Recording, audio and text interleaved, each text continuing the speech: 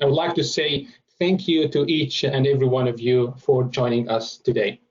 I'm very glad to see some familiar and new faces. I know most of you have too many things to do today. However, you decided to invest your time in attending this event. So thank you very much. And I guarantee that this 1 hour session will be a great investment in your time. My name is Nidal Kajnader. Some of you know me. I'm the founder of ChainUp Global. In ChainUp Global, we help people find their dream jobs, grow in their careers, and overcome barriers to success. Our aim here in ChainUp is to build a community where we all learn from each other and help each other, and in order for all of us to thrive in our careers. In ChainUp, we conduct events, we host webinars, we make videos, and we share information on social media. And on the other hand, we have consulting and coaching services where we help our clients find the jobs they want and grow in their careers. Today, we are going to chat with our guest about a very interesting topic. And actually, I received a lot of messages they asked me to invite guests and experts to speak about this topic, which is searching for jobs during and after COVID-19. It's not only during COVID-19 and after COVID-19, and it is very critical for many, many people right now, as you know. And in this session today, and instead of having a traditional way of presenting, which is the speaker to present from PowerPoint slides, we're going to make it as a conversation with our expert. I'll be asking our guests some questions, and then we can take your questions in the chat box. So please, if you have any question, we would take your questions through the chat box, because it's going to be difficult to say your question. Sometimes it's going to have some echo, or we might not have time to cover all questions. So we would prefer, if you have any question, to write your question in the chat box, put it there, and we try our best to answer your questions. As you know, this event, this session is recorded, and we might share it with on LinkedIn and social media for all people to benefit from our speaker. Talking about our speaker for today is Abe Jaussen. Abe is a talent expert who has recruited and hired hundreds of people internationally and nationally.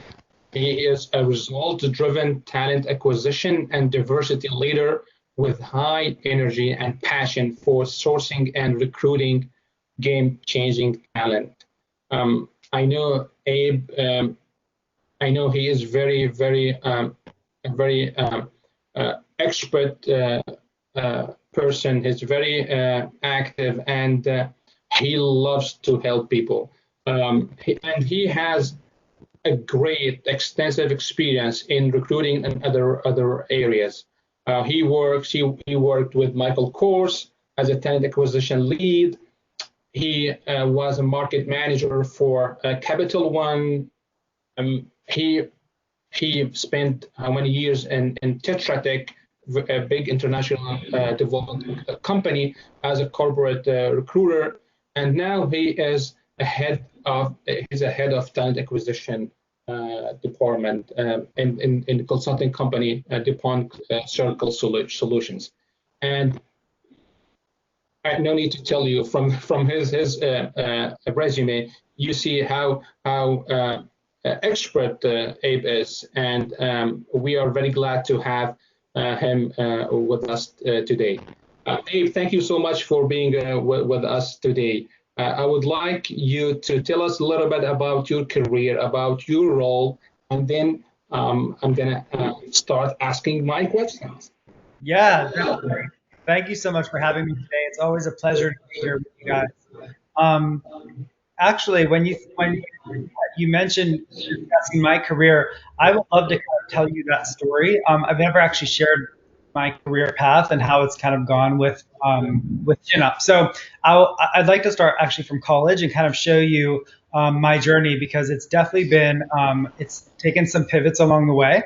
But I think that that applies to job seekers right now, and could be helpful as they navigate the next step for them.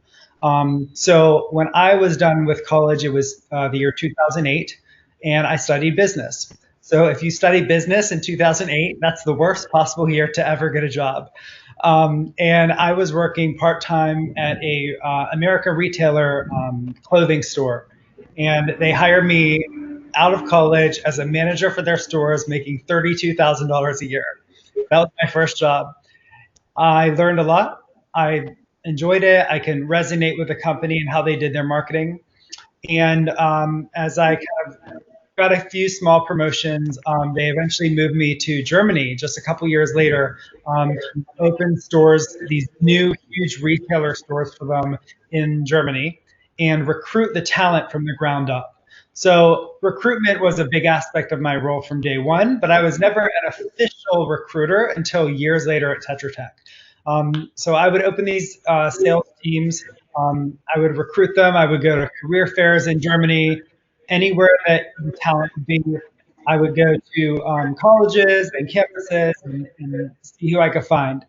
That obviously resonated me with a lot of the recruitment tasks of what I was doing. I like that part more than the business side of it, but appreciated them both. So I was there for 4 years doing that, and opening the sales teams and creating sales teams. When I moved back to when I moved back to what should that come to? Definitely. Thanks, Ali, for that comment. I will get to that in one moment. When I moved back to the US, I did the same thing, but for Michael Kors. So still, I wasn't considered a talent acquisition lead, but I did a lot of the recruitment in the district, and that's who moved me to Washington, D.C. I was still doing that for about a year after I moved here, and I knew that there was something else out there for me. I just didn't know how to kind of navigate it. So I was recruited by Capital One to do something that I never thought that anyone would consider me to do. They were doing this new change banking for good type of thing, and they hired me as a market manager to implement these Capital One cafes in Washington, D.C. I loved it for the recruitment part, but I didn't like banking. I kind of did it. That's not my thing. So I did it for 1 year, and I sat my boss down and I said, listen, this is great, but this isn't my passion. She says, I can tell. So they actually kind of helped me facilitate getting a job at Tetra Tech. They said this is completely fine with us if you search for what you really want out of a career. And I landed this job at Tetra Tech. It was my first time, but I had to really show Tetra Tech that yes, I haven't really had the title of recruiter, but I am a recruiter. Deep down, like I know this is what my passion is, and this is how many people I've recruited and hired in these teams, both internationally and globally, and in the US. So they kind of took a chance on me, and I did really well. I was there for about a year and a half, and during that year and a half, they actually sent me to Ukraine a couple of times to help recruitment there for one of their offices. And I hired about, I think it was 30 plus hires in 1 year at Tetra Tech for their home office here. So that was busy. I learned a lot. The whole time I was positioning myself and networking here in DC, understanding that Tetra Tech was a pivot move for me, and as the first position in recruitment, I knew that this would be a stepping stone. I got a call from a recruiter, and I really didn't think that this would be like the right option for me, but sorry, my dog's in the way. I accepted the call, and even after the first call, I was very skeptical. I didn't really know what pathway of recruitment I wanted to go down. I didn't want to do international development, and I did not want to do government work anymore. So I did know those things. this door just sort of opened up for me after that, but it wasn't.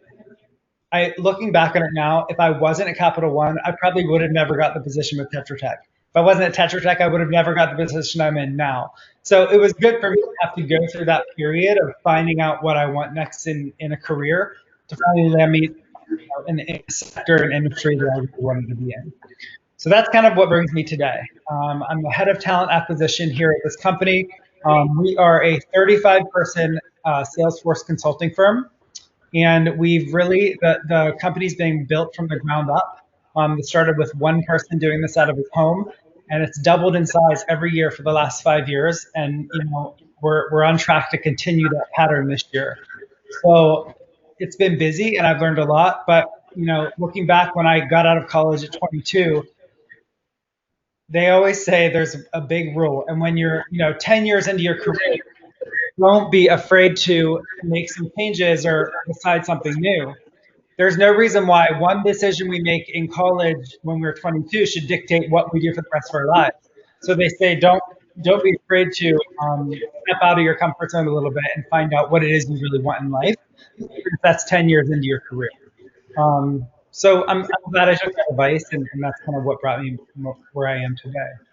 So that's my career journey. All right. Great. Thank you so much, Abe. It's a very successful journey, by the way. Good job. Abe, yes, now we receive questions from participants. We're gonna ask questions. I'm gonna ask my questions, then I'm gonna pick some questions from the chat box. But let me know, Abe, how has COVID-19 affected the job search? You are a recruiter. You are head of recruitment and acquisition function, and you see a lot of things, a lot of issues around the job search in your job. Can you tell us a little bit about that? How has COVID-19 affected the job search these days? Yeah, definitely. And there's a broad spectrum of how each company is affected by this. But I think one of the biggest things as a recruiter that I've seen is, and this is something that candidates should consider as well, is the hiring time of companies. So a lot of companies, they will definitely be slowing down their hiring, and they may be laying off or furloughing employees. For my advice, if you're currently at a job that you're planning to leave, I would say consider staying at that job for the near future. If you've already been laid off, I think researching companies that are ramping up their hiring right now would be a good idea. This could be a quick job search via LinkedIn and other platforms, job boards, to see what those companies are. But there's a lot of them. I think even in the first month, like the mid-April timeframe in San Francisco, I mean, the tech jobs were just so many available at that time. And that was right in the dead of COVID-19. So using that time to improve your professional profile, that's obviously something that I always suggest. But make sure you're doing that across all platforms, not just LinkedIn. Prepping for interviews and improving your resume, that's definitely something you can do within that time frame while you're sitting at the job that you think you're going to transition out of eventually. I know that many companies, like I said, they are hiring. Keeping that at the forefront of your mind when you do these job searches, of course, it can be a little bit daunting. Even when our world is in a pandemic, you need to keep a positive mindset. My company, we're hiring. It's not easy. No, it's not easy. And there was I don't even know how many interviews I attended before Tetra Tech finally brought me on. Now, that doesn't mean that I wasn't a good recruiter, that I was successful in that role, but you can't let it get to you. My company right now, we're hiring tech experts, and a simple LinkedIn job search is going to showcase all of the jobs available. So you need to narrow down your job search to what's the most recently advertised one. So you want the newest jobs that are out there, and now more than ever, you're going to want to make connections with the agency recruiters. So a lot of companies go to them first, and they don't even advertise their open positions. We know that there's a large percentage of jobs that are available that are never advertised. And it's just through referrals and agency recruiters as well. So that's one thing to keep in mind. And how do we know about these? This is very interesting, Abe. When we know that there are a lot of jobs over there, but we don't know about them. We can't apply because we don't know. Simple. But how do we? What's the best way to know about these jobs? I don't know if we can, but if there is any way, can you share with us some tips? The only way that will happen is if you are somehow in contact with those recruiters that get these jobs, the agency recruiters, or if you're networking with people in that company and you're already on the front of their minds as soon as something would open up. That's really the only way. There's no other way to kind of know what's posted. But being resilient and in your job search and continuing that networking, making sure your professional profile's up to date and looks great. That's the best thing that could be in your favor in finding those jobs that are not posted.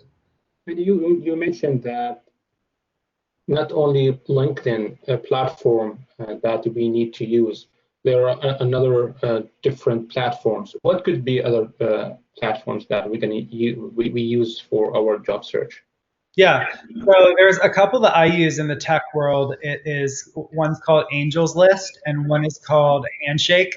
Both I think are geared towards the tech world, but Handshake is specifically for students for the different universities, and they actually have online career fairs. I'm going to be attending. I tried to attend one back in May, but they actually had a wait list, and our company was waitlisted and never made it. So these fill up, and there must be a lot of employers if we're waitlisted. So I'm going to try again one in the fall, but that's definitely something to look into. But also, I think in terms of putting your best professional foot forward, you need to check your own personal social media accounts as well. You want your Facebook to be in a great position where none of your content would ever be subjective or controversial to what you want to do. So just keeping that in mind as well. That's a big important topic. Nice. All right. Finding a job is not easy, especially with COVID-19. And even before that, searching for a job, finding the job that you want is a full-time job itself. It needs a lot of time, a lot of effort in order to find the job that you want.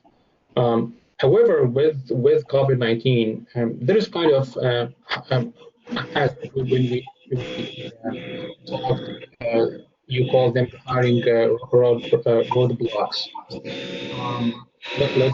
Let me mute some. Okay. So the hiring roadblocks could be resume gaps, could be other blocks. Can you tell us a little bit about that? Yeah, I love talking about this because these are things I talk through every day, and I see them every day. Resume gaps that can't be explained. So you never want to leave it up to the interviewer's imagination of what that could have been. Definitely addressing it right away, preferably before they have a chance to ask the question about it. Definitely, if someone who works in talent, if someone's giving me the rundown of their job history and then just skips over a gap in their resume or makes me have to question that or kind of dive in that myself, it's much worse than the candidate bringing that up first. It doesn't hurt a candidate. There's so many different reasons why they could have a gap in their resume. Lots of them, could be family issues or personal reasons to relocate to a different area of the country, take care of family, or if you were hired for a position and the job didn't work out due to the company telling you that it would be one thing and actually a lot more travel came up that you could deal with, things like that. There's so many reasons why that could happen, but being upfront with it and telling them that first before they have to dig in is the best thing you can do. Another thing that could be a hiring roadblock, I think, is applying for a job that you're definitely highly unqualified for. So this is all kind of in perspective and taken into reason. But if you have 2 years of experience in a certain field and the job asked you for 10 plus years, you're not going to want to waste your time applying for that type of a job. That being said, if the job requires 5 years of experience and you have 3, for example, you could definitely bring this up in a cover letter or an initial call with a recruiter and talk about those things. Maybe those are specific years of the core requirements are 3, but if you have 5 years of a secondary requirement that's listed, you don't want to sell yourself short and definitely be realistic of what you're applying Hmm. Hmm. Yeah, because this is very, very important. And sometimes people will say, should I apply for um, the my dream job or the job that I would like to work in? Some people, let's give an example. If someone is he used to be an accountant and then he or she lost their jobs and they were, let's say, senior accountant.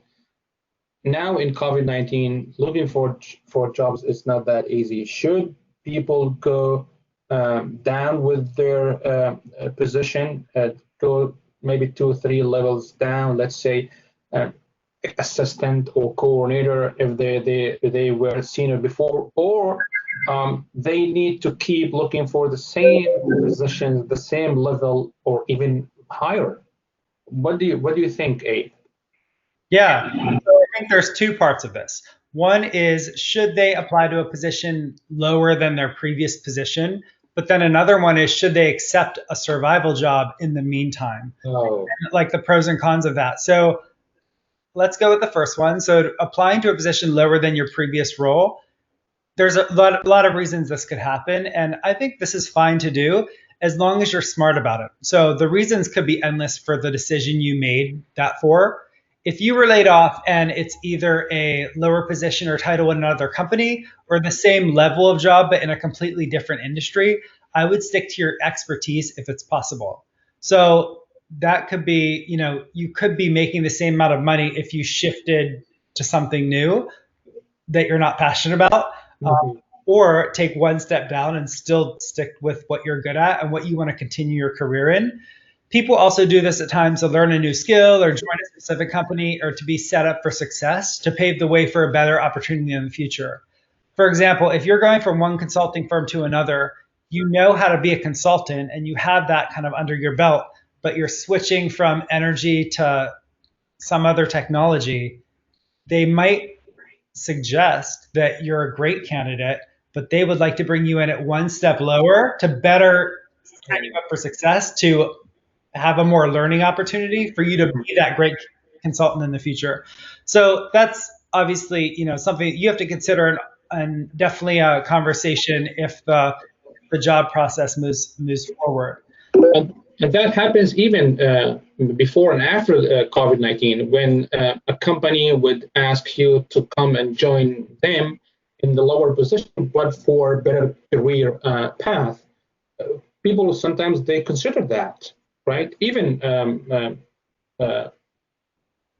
before or after COVID-19. So if this happens during COVID-19, I think this is okay. If you feel that the company would give you a lower position, but with a greater career path, it might be a good opportunity as well. Yeah, definitely. I also know that there are companies that instead of furloughing or laying off people, they are cutting salaries. So if you're interviewing for that type of a position, and they can only pay you a certain amount, but the role might be exactly what you're looking for, you can have that conversation now too and say, is this the set salary for this? Or post COVID, will you maybe be adjusting this rate or this compensation level in the future? That could definitely be something that companies are considering.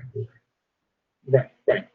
Um, some people, um, they want to apply for a single opportunity, one job, one employer, one position, and they're insistent applying only for that position or that company. Would that be okay? Because they would say, okay, I'm gonna apply until finally they hire me. What do you think? I'm sorry, can you repeat that again? You said say that again. Absolutely. So people sometimes they are obsessing over a single employer or opportunity. They want to apply only for one position or one employer, and they don't apply for other employers. Is it a good way to search for a job? No. So this is a big thing for me. So you never want to obsess over a single employer or opportunity. You might think that that's the most perfect position for you.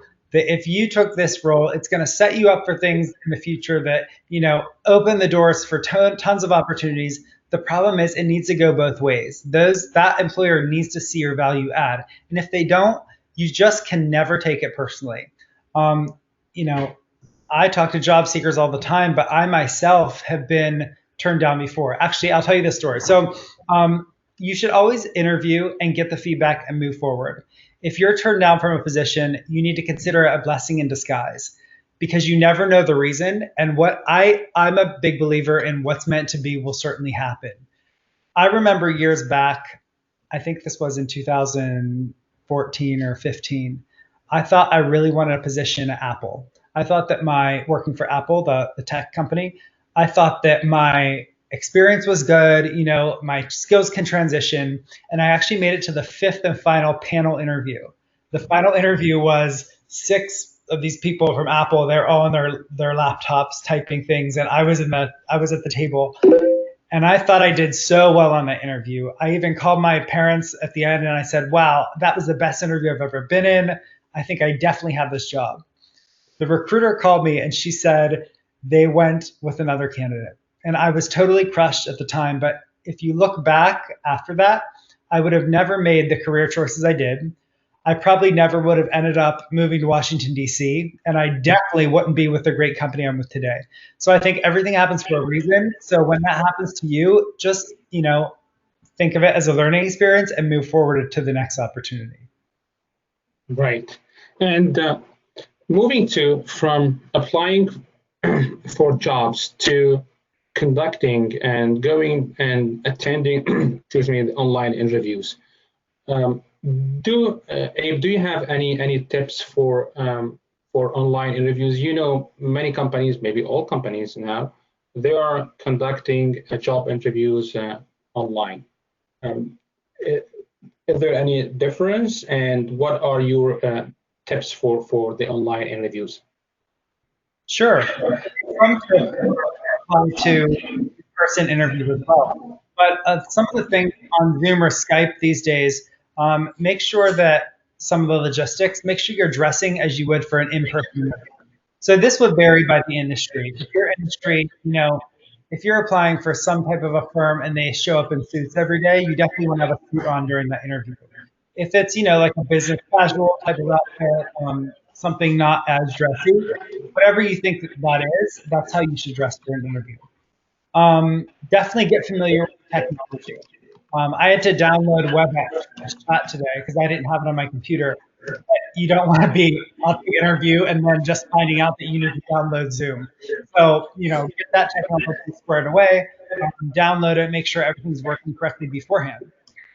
Another thing is to make sure you pay attention to good lighting, a nice proper background, make sure it's quiet, so no pets or children should be around you. This isn't an all meeting, but definitely for interviews, you shouldn't have any distractions. What else? Oh, being on time. So you want to be on time, but not early. They say in-person interviews like 5 minutes early, but you don't want to do that for an online interview because you never want to log in early and accidentally join a meeting that the room is still going on. Let's see. Oh, you never know if the interview is sent to multiple job seekers, so just don't do that. Make sure you have a paper and pen to write down questions, and also jot some questions down before you go into the interview.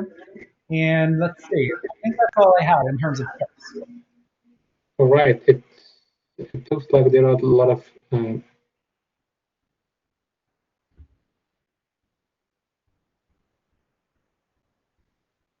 Hello? Abe, it looks like there are a lot of echo. I'm going to try to mute myself when you talk. So, and please, guys, if you can mute your mic, that would be great. All right.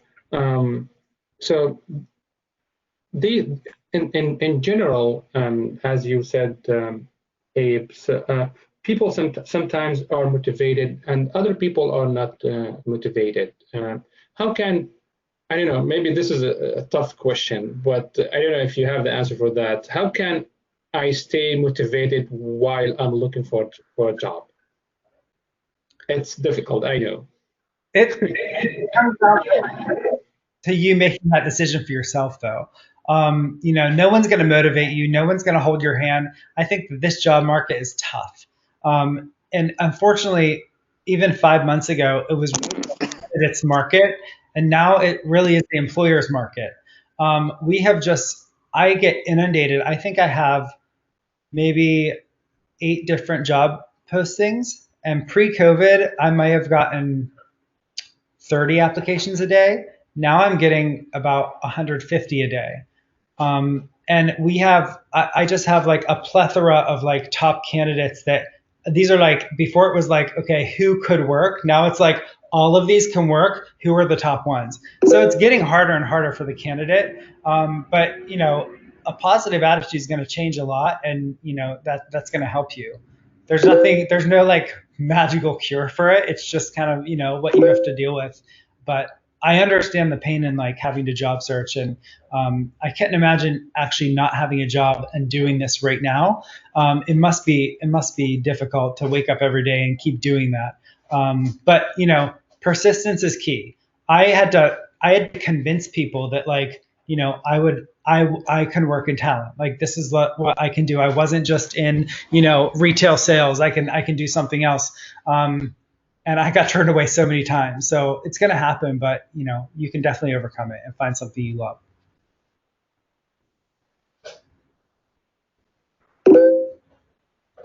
All right. Do you want to do maybe some of these questions? That would be great. Let's see. I'll start with Ali Salar Muradadi. So in case of following up a job application 2 times in 2 different platforms and not hearing back from the recruiter, what should the applicant do? So a job application, not hearing back from the recruiter. Okay, so this means that you were not interviewed. Unfortunately, a lot of companies aren't going to send any correspondence if they don't decide to give you an initial interview. There's really nothing you can do back if you've, let's see, 2 times in 2 different platforms. You followed up. So you must have sent correspondence. Okay, I would say don't do it anymore for now. Maybe jot that contact details of the recruiter down and maybe reach out to them in 6 months. But don't keep doing that.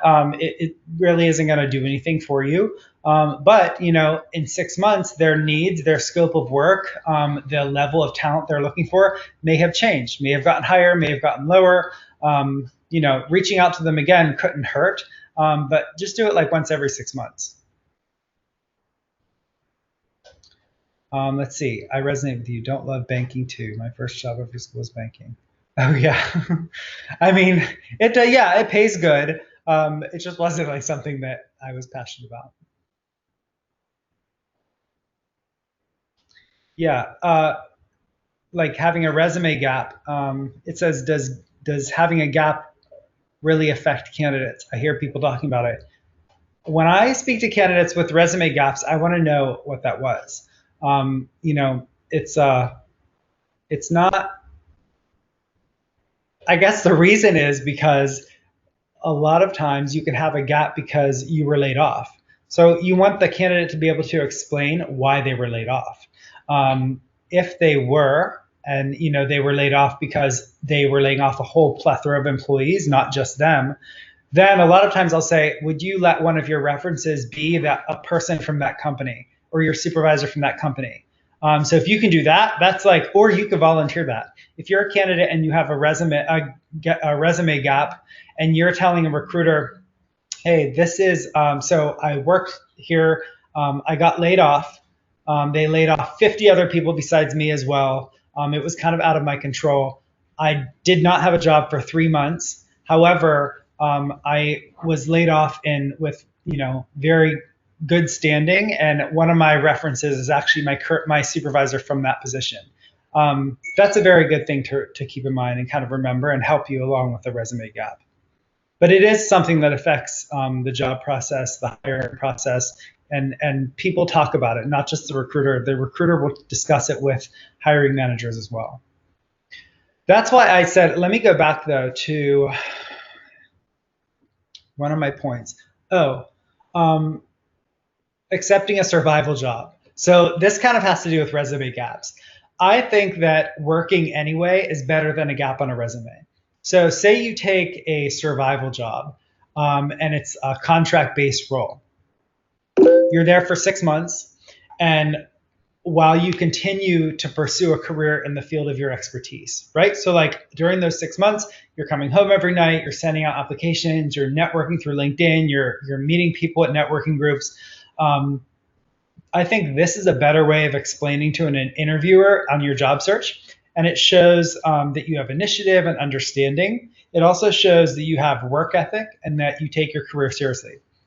So that to me, as a recruiter, that would be much better, that you were doing some type of a work, even if it wasn't specific to that, even if it was a job that you had to get to fill in the gap. Let's see. Is it an appropriate way to reach out to the hiring manager and ask them about the reason for rejecting? So people ask me this all the time. Sometimes it depends on how far along the person usually is in the process. If we typically do about 5 interviews, and then they have to make a final presentation. If after that final presentation, this is like a 1.5 month long process. It's nice for a recruiter to be able to provide some explanation. It's not going to be long and drawn out. And actually, some companies won't ever do this. The reason is because if they say one wrong thing and it's based on not facts, but opinion about the candidate, then that can get them into a very legal HR issue. So that's why you usually don't get feedback. It's unfortunate, and it's not wrong to ask for it, but you can't expect it just because each company has a different policy on that. Nara Green says, what's your advice for a person who worked in a retail field as business manager and now wants to make a transition to a different field and the experiences are in another country? That's hard. So if the other country is the US, if that's what you mean, if you mean that like you worked in the retail business field in another country and you moved to the US, I would say, you need to reach out to agency recruiters here in the US in the market. So say you are living in DC and you just moved here from Europe somewhere, and that's what you did back in Europe, and you want to find a similar career.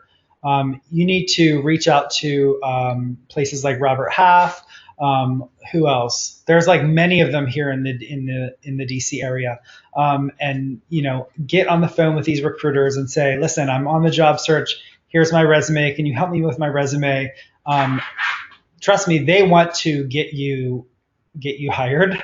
They make commission based off of that, and you pay nothing as a job seeker. So it's really good to get your resume into as many recruiters' hands as you can. That would be the biggest advice that I can give you when coming, especially to like if you're new to this country to another country. I'm not really too sure of how to give advice on that.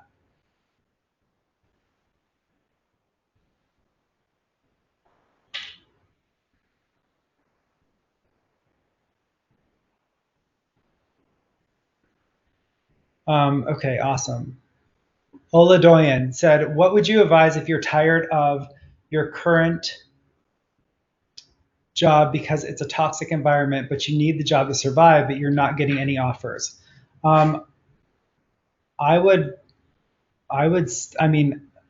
Personally, this is a personal decision you have to make, but I would stay with it until you can, and just continue your job search.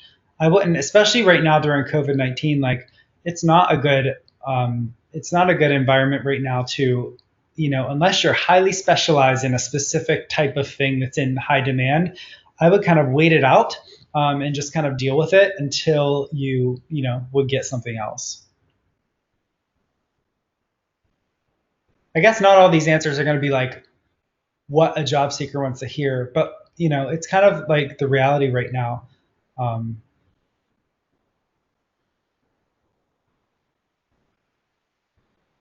So Honey says, I am also an immigrant. It's been very difficult securing a permanent role. Even though I'm more qualified than what they're asking. But I thought it's okay to start from the bottom sometimes, as I'm still familiarizing myself with the work environment by someone like me to go. Well, wait, I don't think you're actually doing anything wrong. I think that's a perfect way to start. Also remember, you don't have to, if these are contract roles, you don't have to list that it's a contract role on your resume or LinkedIn. Like, that's not, I mean, you don't have to, you're working for the company, like that's all they need to know. If you have 3 jobs that were all 6 months each and you worked them right after the other, you might want to mention that then to a recruiter and say, this is why I've only been at these jobs for 6 different months, because they were a contract role. But if it's just one, I wouldn't actually say that. It's good to familiarize yourself with the work environment here, and I think that's a nice way to do it by taking these contract roles. Yeah, I think you're on the right path. It's just, yeah, maybe practicing your interviewing skills with the recruiters. They might help you do that. They might help you professionally redo your resume. Like I said, anything that they can do to try to help you get a job, a good recruiter will.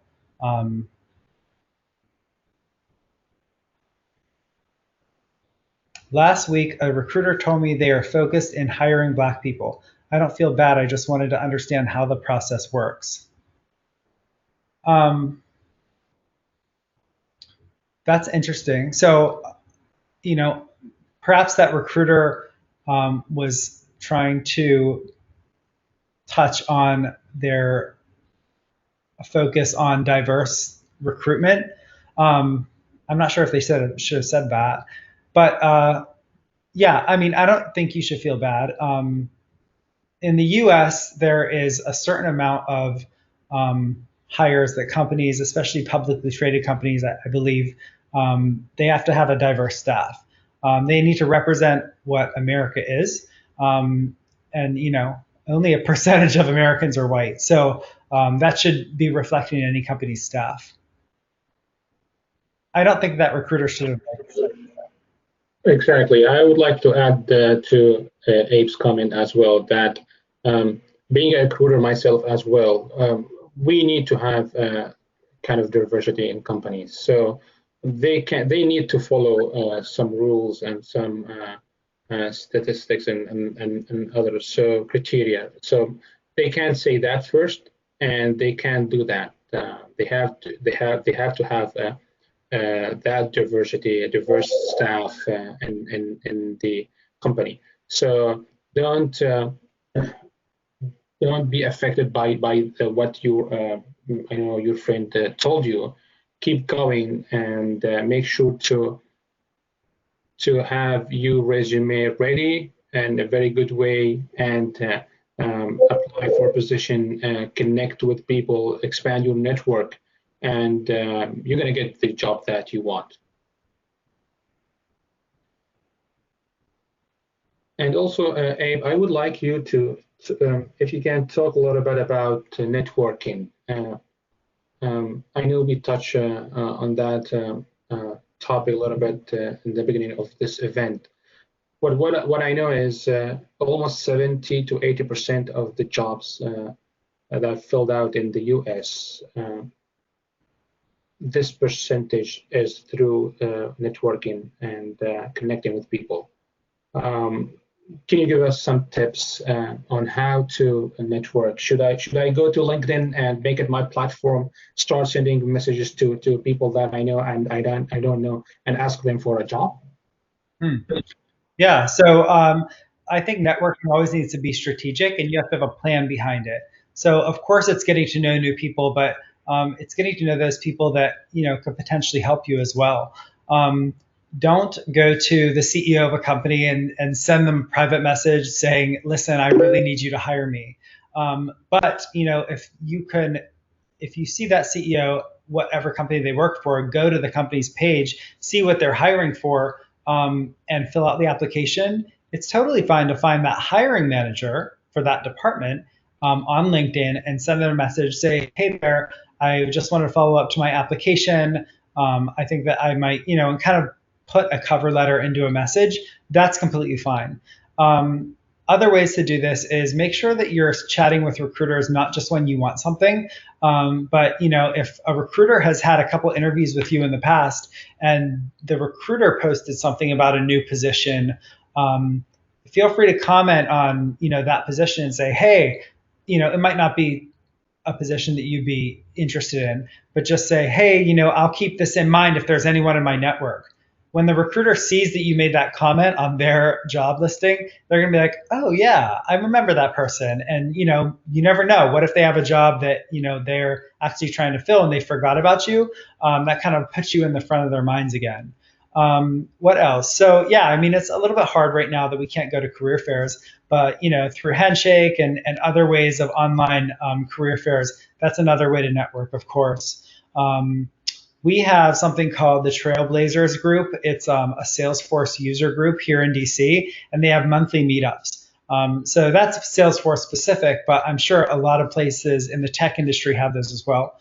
So using those to network would be good. They're not, they're not necessarily to find a job. They're talking about a subject matter, and they'll have like subject matter experts to talk about whatever the discussion is or whatever the industry is. But going to those and just kind of sitting in and meeting a couple people, that's definitely a good way to network too.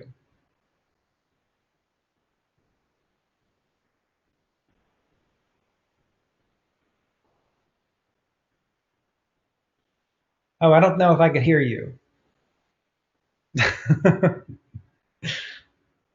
Yeah. Sorry for that, because I had to mute my mic. All right. Some people would ask, is it a good time for me to change my career? So some people during coronavirus, they've found out that they really want to change their career.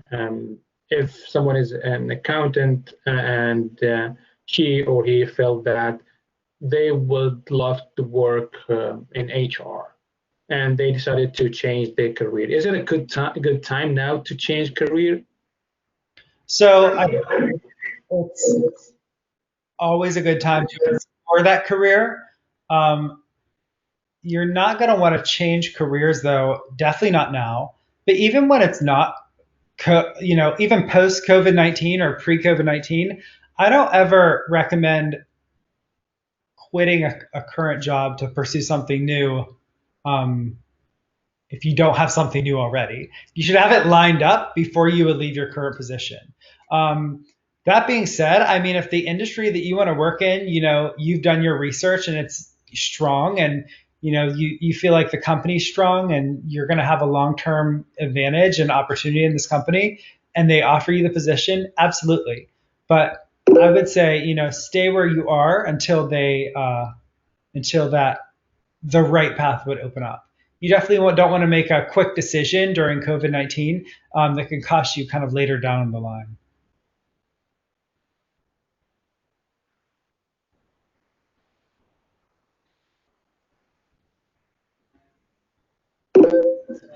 All right. There is a question here. As an immigrant, finding the first job in the US is the hardest in your career life. Is it correct? So yeah, I don't have so much expertise in this area. Mostly, we don't actually. My company isn't. We can't sponsor visas right now anyway. Also, I heard that it's getting harder with the current administration in the White House for H-1B holders and things like that. So yeah, I'm sure it's difficult.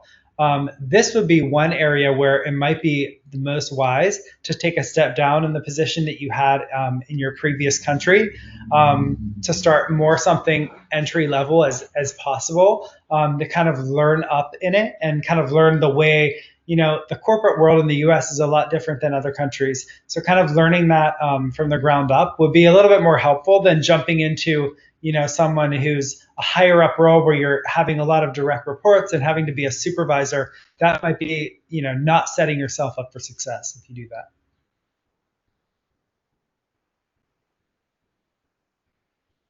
So there's a lot of resume experts that would be happy to help your resume writing. These can be just doing small tweaks or completely revising the whole thing.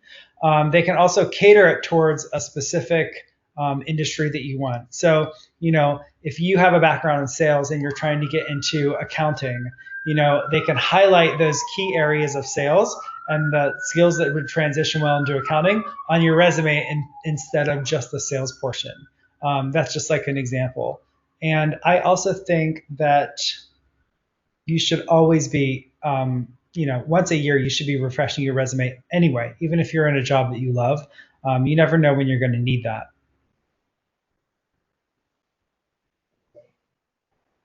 All right, that's great. Maybe we can take only one question before we end this session. So, which courses or which courses or certificates would you recommend to help individuals develop their skill set?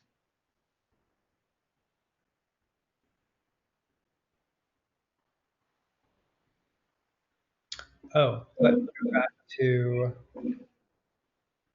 the whole group.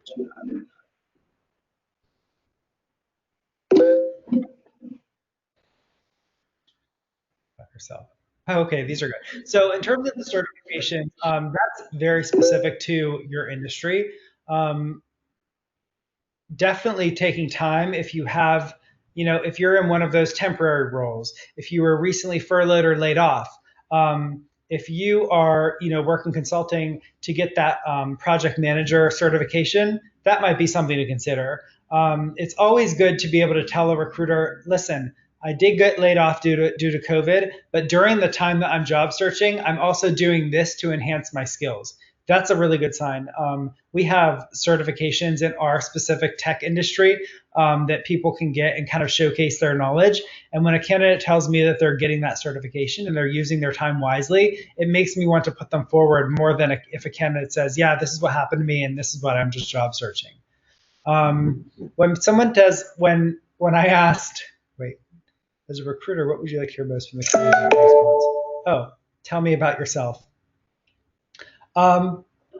We still have 1 minute. Okay, so tell me about yourself could be like, I would very briefly, chime in with things on a personal level, but I would say keep it professional. You can start with like a nice background of how many years of experience in that industry you bring, what types of certifications you might have, what you studied in college, and then what you're looking for ultimately, and just kind of summarizing those. I would say 4 to 5 sentences, kind of summarizing that. All right, now it's 12 p.m. and we, unfortunately, we need to end our session. Abe Jaussen, thank you so much for your time and for the valuable tips and answers you provided to our participants and the answers to our questions and concerns. Thank you so much, and we appreciate your time, Abe. Thank you so much. Thanks for having me. It was a pleasure. Absolutely, and I would like to thank everyone here for participating, and I look forward to seeing you in the coming events. Have a great day, and sorry for the question that we were not able to answer, but maybe in the next event we will be more than happy to answer. And if you want to reach out to Abe, I didn't agree with him about that. You can type his name on LinkedIn, and you can connect with him and reach out to him. All right. All right. Thank you so much, everyone, and have a wonderful day. Thanks. Bye. Thank you. Thank you. Hey, Hi. how are you doing? I'm fine. How are you? I'm doing very well. Thank you for this.